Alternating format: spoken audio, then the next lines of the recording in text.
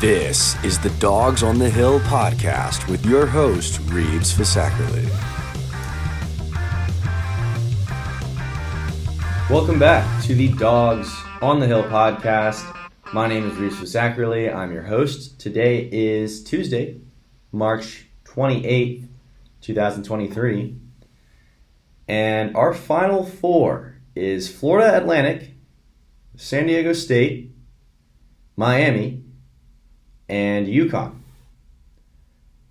Really? The final four this year is Florida Atlantic, San Diego State, Miami, and UConn. Is this the craziest or the maddest March Madness that we have ever had? This is ridiculous.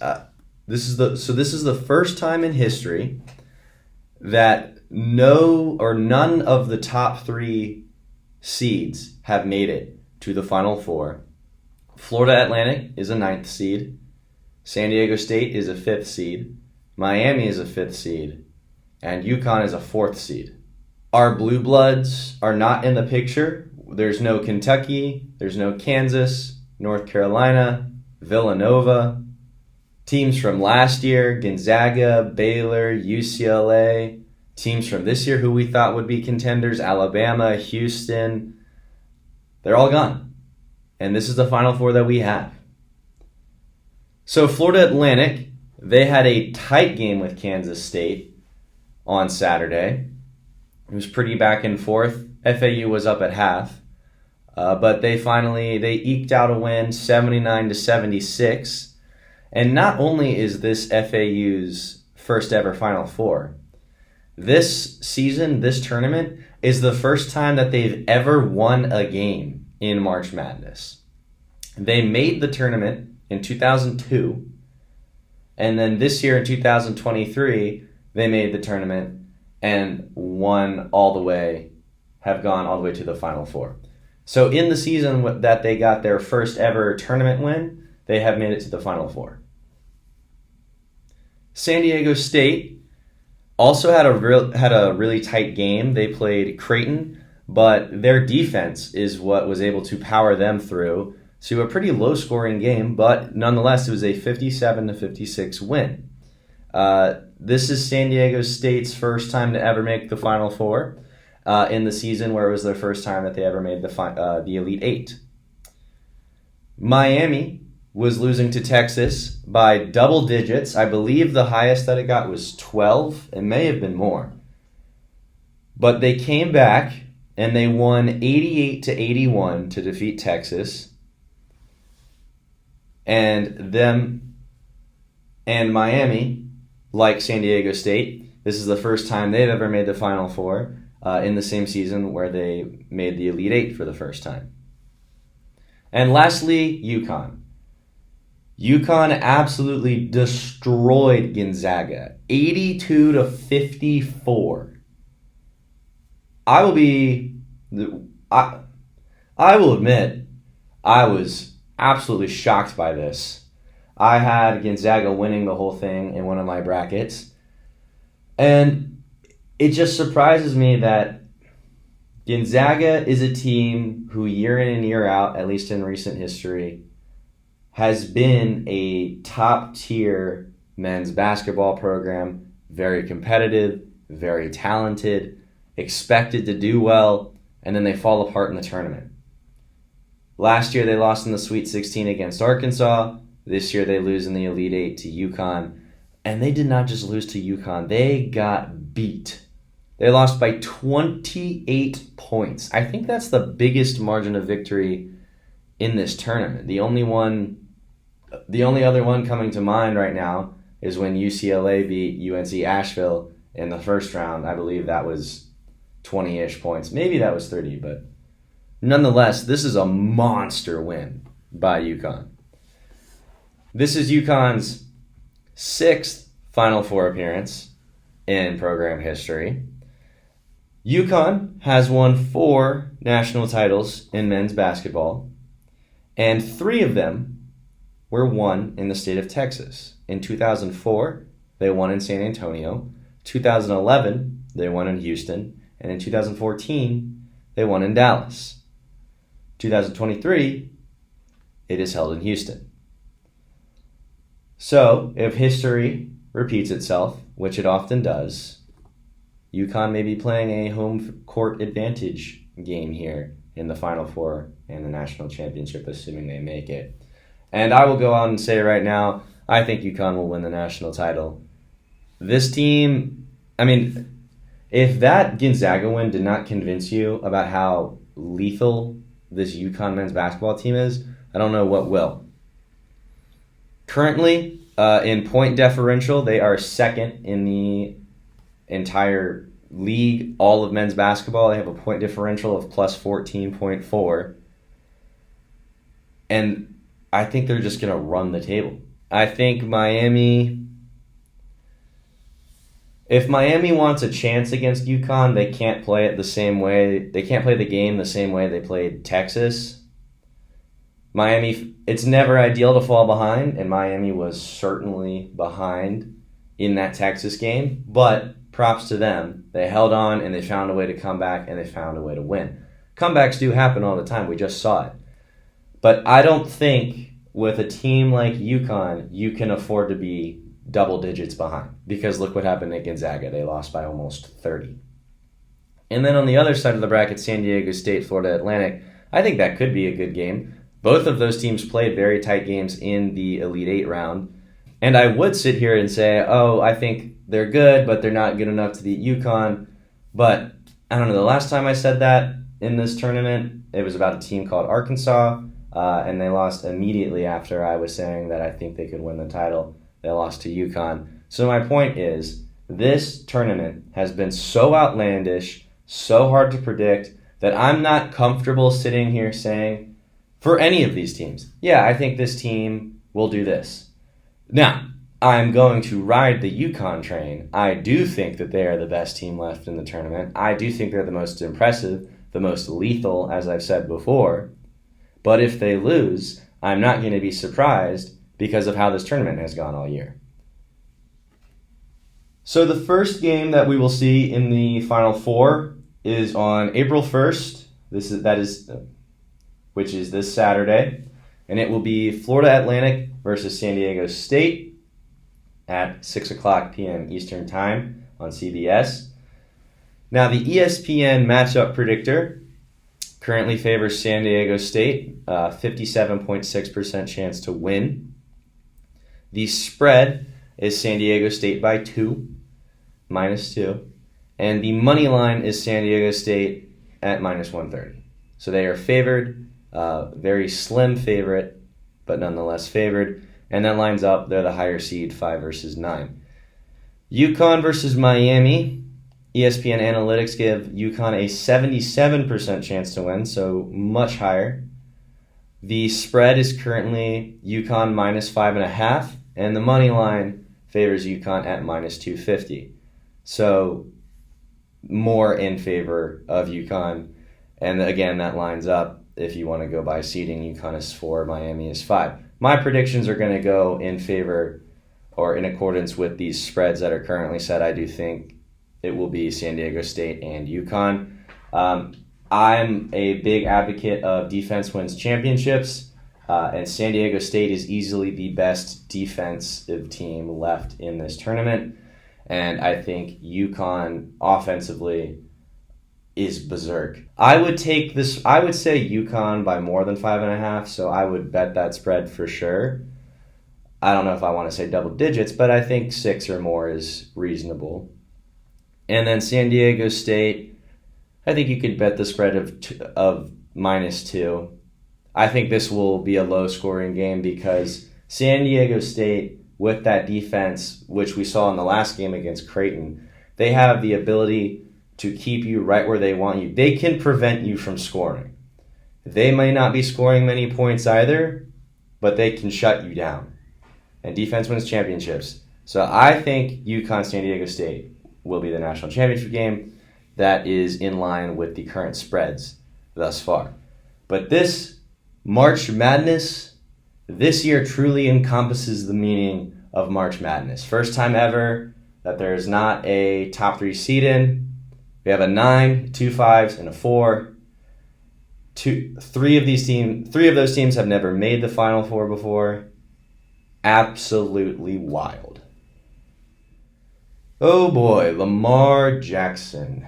So, it has surfaced within the last day that Lamar Jackson actually requested a trade from the Baltimore Ravens on March 2nd.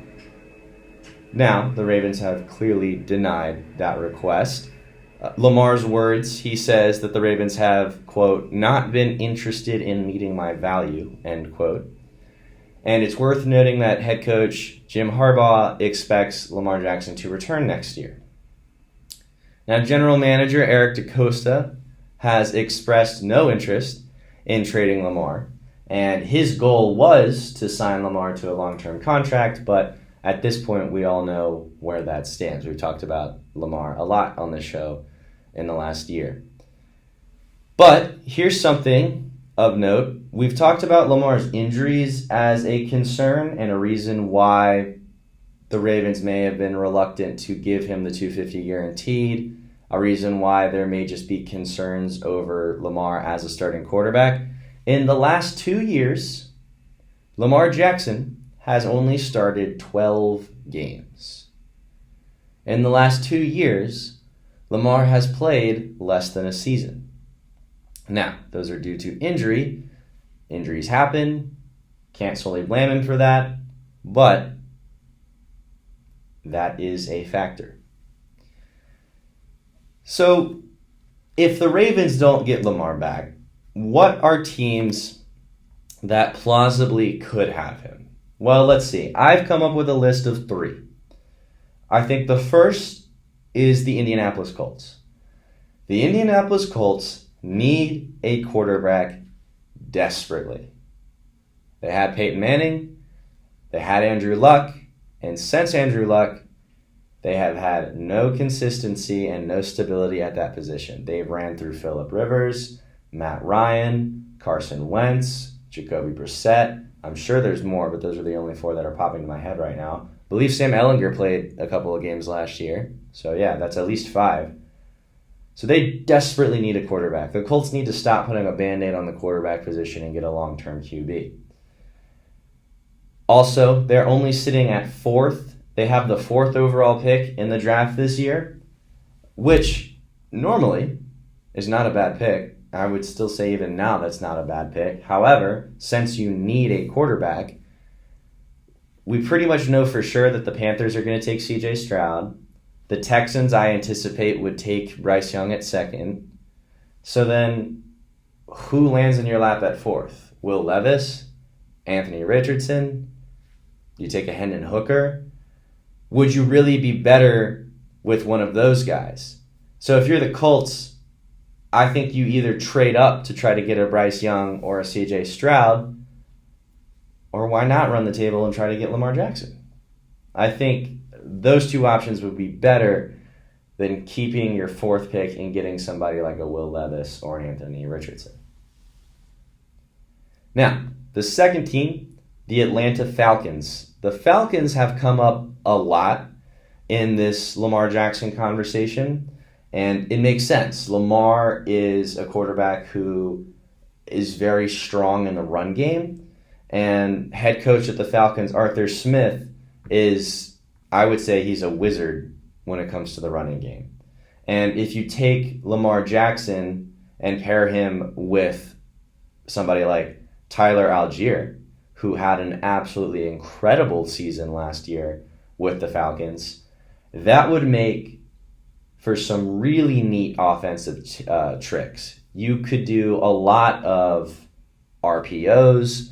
You could have some really effective play actions, because what you would essentially have is a star running back in Algiers and a star quarterback in Lamar, who not only has a cannon of an arm, but can run really effectively. So I think you would have defenses playing on their heels a lot. So I think that matchup is a really, really nice one. And the third team that I have here is the Washington Commanders. The Commanders are a team that also has been thrown into some talks. But with the Commanders, it essentially just comes down to they need a quarterback too. Now, the last time the Commanders had like a strong, consistent QB, I think would be Kirk Cousins.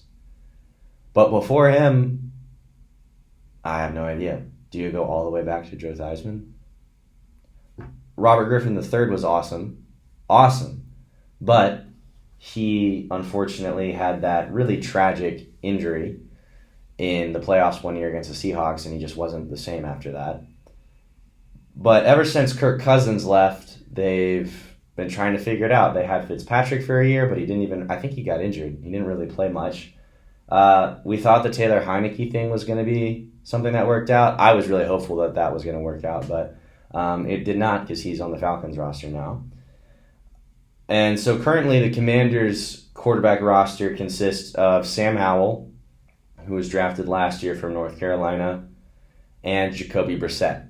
Jacoby Brissett is a good quarterback. He's consistent. He plays well. He had a good year with the Browns last year. He's played with the Dolphins. He's played with the Colts. Jacoby Brissett is by no means a bad quarterback. I just think if Lamar Jackson is an option, I don't know why you wouldn't try. So those are the three teams that I think I could see plausibly going for Lamar and it making sense.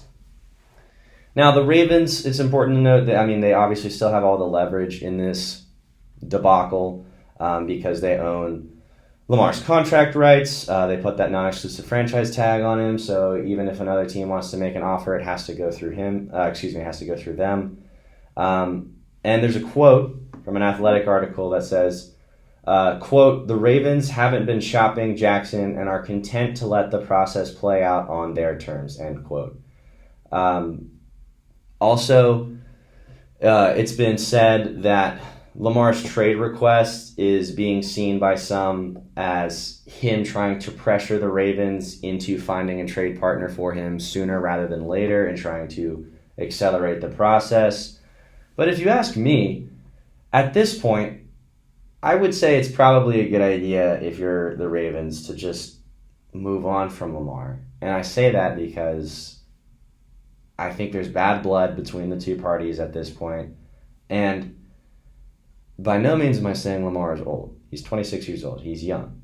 But if you keep a 26-year-old quarterback who doesn't want to play there and you postpone, let's say you decide to move him, but you don't decide to move him until next year, well, then he'll be 27. He'll be a year older.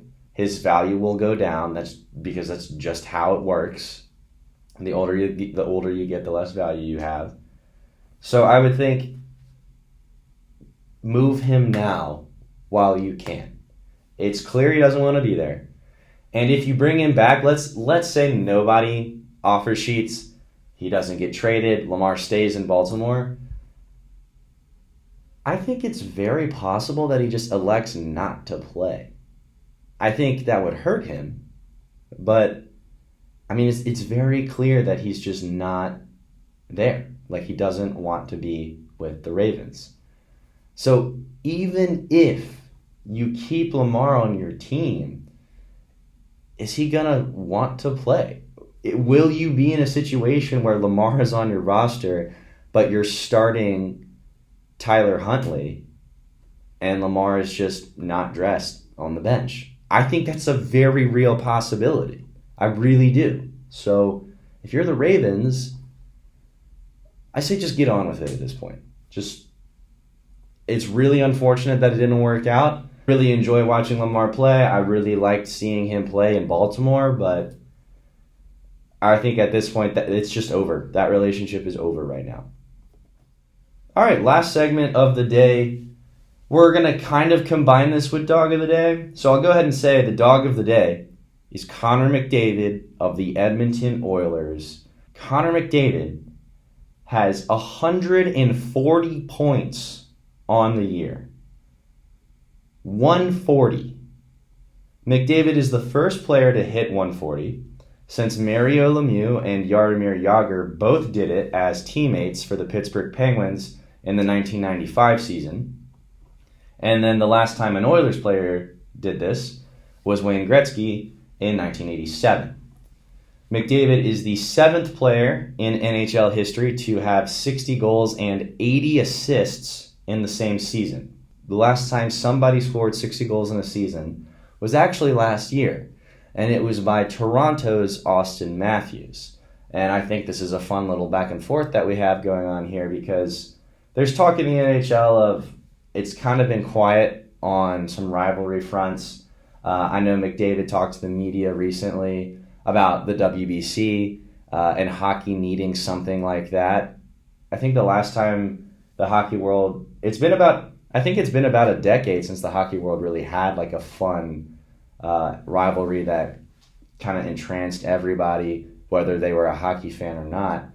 And it was probably Sidney Crosby and Alex Ovechkin, and they're both still playing, but they're in their late 30s now. So it was probably in the early 2000s, or at least I would say before Washington won that Stanley Cup, when the narrative was that Ovechkin and the Capitals couldn't beat Crosby and the Penguins.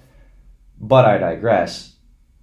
I think this is cool because maybe Austin Matthews and Connor McDavid have that potential. Now, they don't play on teams that are in the same division and not even in the same conference, but two Canadian teams with all-star players who one put up 60 goals last year and one put up 60 goals this year, and they join a very exclusive club. I think that's cool. I think it would be fun to see if that goes somewhere.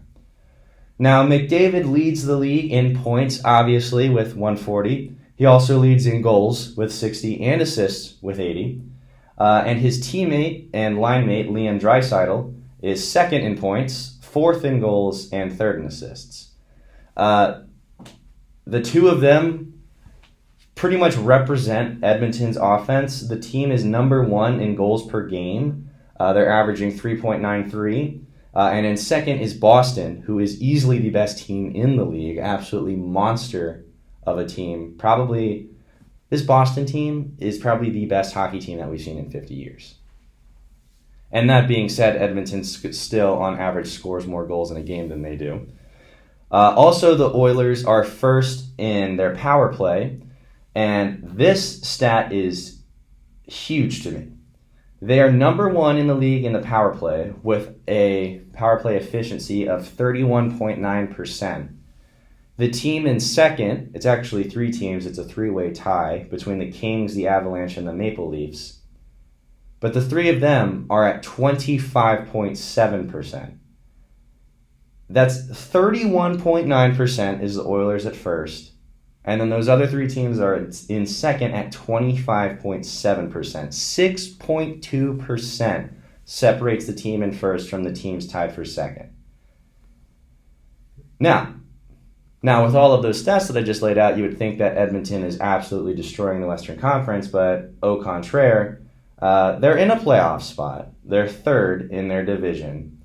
They have 93 points, which is fine, but Edmonton is a team that, they can't do anything in the playoffs. It's been so long since Edmonton has done, anything in the playoffs. I feel like, of course, there's the narrative with Toronto of not being able to make it through the first round. I feel like Edmonton is just the Western Conference version of Toronto, at least recently, in the fact that Edmonton can get through the first round. They've done that, but they can't get through the second round. They can't make it to the Western Conference final. So I just talked about earlier, maybe it'd be really cool if Austin Matthews, Connor McDavid starts thriving more into a rivalry. That's Toronto-Edmonton. Well, I just said Toronto can't get through the first round on the East, and Edmonton can't really get through the second round in the West. So we would definitely need the two of them to start winning more in the playoffs when it counts if we want to see that rivalry go anywhere, if that rivalry even begins to be a thing. Edmonton has 8 games left in the season. They've played 74 of their 82, and the NHL playoffs will start in a couple of weeks, so that will be fun. Thank you so much for joining me on this newest installment of the Dogs on the Hill podcast. Make sure you are subscribed on YouTube to watch the video versions of this podcast. Follow me on Spotify and Apple Podcasts so that you make sure you get your notifications when new episodes are live. And I hope to have you back next time.